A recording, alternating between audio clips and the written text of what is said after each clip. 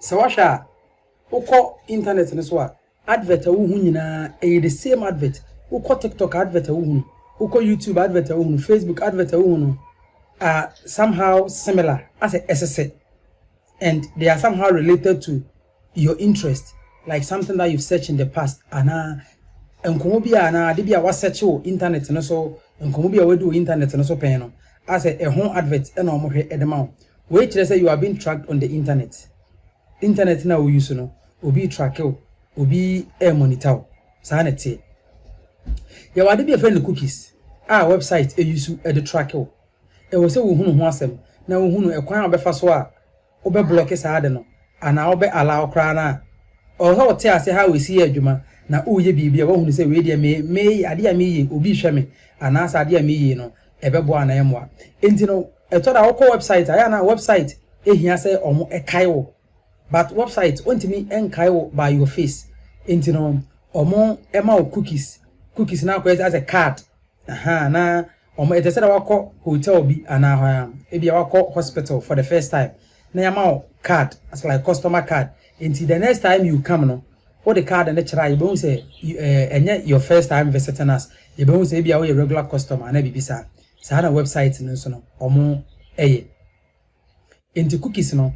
some small test file website store or browsing nti website bia beku bia o create sa file na wa store o browsing cookies na enye virus enye app enye photo enye video some small data as a test na o ma store o browsing. Now cookies no the say the store information so they because say data no enti data bit say wo e-commerce site Jumia and Amazon and Alibaba na say o add product into your cart what the to cart ni ma eno no cookies na ehwe store ma say what the items we ato o cart until the next time you visit the site no obekona items no eda so o cart ni enye website ni na website bi ho customer ne cart no almost store database eno so but most of the times no sabi omo database no enye choked anase omo nso emboka bebere no omo store o cookies no so anase omo store o phone no eso enti no basically say na cookies esi ye adwuma na cookies no eno na ye de track o enti you different types of cookies. Before we go to the types of cookies now ye nhwe how cookies esi ye adwuma fa ebia pesa wo TikTok and app so Facebook and YouTube ubie wo YouTube app ni ma for the first time no or phone be send a request I'm a YouTube server and a Facebook server and they say like hello I want to open Facebook and I want to open YouTube. Now YouTube server and a Facebook server no will respond with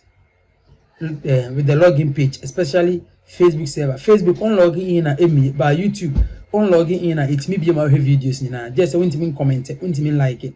and you know omo the sa page ni ma wa no omo the cookies aka ho ama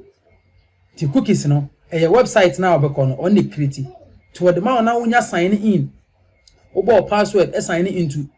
site no and app ni wi a na wasa ba edit cookies no the ma no na wa twero sign in equal to true, that means what sign in enti no uwie na close app na cookies na ka phone so cookies na ka browser na so enti next time ubie app ni mu a instead of phone be send a request akoma Facebook server na YouTube server say hello I want to open Facebook and I want to open YouTube no o phone be send sa cookies no and akoma server no na server na say oh okay okra log in that you don't need to enter your password again enti na ubie app mu a na o Facebook ebie without typing password na o YouTube ebie ana o TikTok ebie without typing password no enti ni nyina ye cookies adwuma sa na cookies etie enti ya de a eboa pa cookies no ya hwe ni different types. The first type of cookies no eno ye frɛ no session cookies na session cookies no temporary cookies eno no once atoda obo password e site bi a obo password na ase ho omo checkbox bi no my no remember me o click and I will check you remember me na kire say o password no omo store inti no on be store password no but one check it remember me na o log into site no ana app na omo install password no omo install login no omo store for temporary so close browser na cookies ni be delete because omo save it permanently enti sa login na obey no for that session no sa day no YouTube and Facebook na we use no pe who close browser na sa cookies no e be delete enti no temporary and you persistent cookies ne de obe check it remember me no o check remember me na e ba sa o browser need to store cookies no for days, for weeks, for months, even for years until say bia obetwa Windows for and be install operating system for ana ebia wan kasa be kwa clear cookies no because cookies no yetimi clear wan kasa be kwa clear no ebe wo so sa till say like obey yes hard no till say obe clear cookies ana obe install a new operating system and they are persistent cookies and obo password na say who saved login now click saved logins and I saved preferences and I remember me na and no what create persistent cookies and I work first party cookies also make say oko website bia website no and a create cookies in the amount now I save data we here no so and no dey safe normal enti first party cookies in there directly created by website now obe visit no yes and the last type of cookie here third party cookies now third party cookies no and no na sometimes enya that good because enya website na awoko no and a create ma na some other companies are connected to that website or many create them out. There were other companies, but they say advertising companies, your tracking companies, your analytics companies. And so when you're connected to website now, almost also it me create cookies inside your browser. I announce on the monitor. Yes. Intina Obasha, your advertising company, but they say ebia propeller ads, your Google ads. If I say Google ads, you're connected to Facebook automatically. Connected to YouTube automatically because YouTube Google for there. And Google ads are automatically connected to YouTube. To call YouTuber, YouTube create cookies amount. YouTube create first party cookies amount. Google ads and so be create third party cookies amount because Google ads and so per se or track the videos are oshe. Na or also edit. Send the advert at the mount. Intina washa advert and I say ads a taba or phone son. Don't say SSN maybe I was such a last week was such maybe prices of iPhone 12 and I said prices of Wii. Maybe 4 days later over call YouTube and I talk to us over video you know. Advert be won't say related to phones. Send iPhone 12 now crana a baby iPhone 13 maybe XR, something of that sort. Intino, no, they are third parties, no, or muhientia or mode a tracker. No. That is why adverts, it me a follow, like same advert, it bet me a do a chiano, because based on the name already, or such a yana or more, the mouth, and no, or more friend, behavioral advertising. Intino is like cookies, no, a works, our companies, they build a profile of your interest, and yama will pay. Anima wataya online no omo de boano sebe ya omo de advert bi chirewa omo fa advert a ope emechiro in so what study a obu wa onhunu advert bi about product a like sex product sa onu oba da na say related to sex hu bibi sebe ma oba bia yekese be no obi hu bi sa da because that person mostly sa nkofo no mo nhwe ebia porn omo nhwe nude content but we mo nude content no so what tasha pona ye be ma o ha no nya advert bia ye ton odura be ma yekese ye ton odura betimi no ba da che ana oba edura de be siesie ho enti based on videos I share content I access online no eno na third party cookies no omo so omo de be track o na omo ma the same advert because ena we nije ho enti eno na ye de kire wa obeto basically eno na omo de kire wa obeto enti eno so eno no now you share the risk attached to cookies no even though say a boa website emo mutimi recognize or more remember ema wutimi ye do pese we nyina e boa kra ma advertising companies enso so no etimi etila a particular product only for you say ebia no na wani je hunti no ombe advertise sa product na kire won ko ana say wo particular na just say omotimi asave o kama but security risk I wo cookies on so no say your breach of privacy because ebia 1% nyama wo ye online obi behunu but because upurumpu ye create cookies na ma no there are things that you cannot hide. People and I say companies will see what you are doing on the internet into breach of privacy any session hijacking. Now session hijacking also no a hacking technique basically no say ye real cookies cookies can be stolen into no say hacker real cookies na and then friend session hijacking into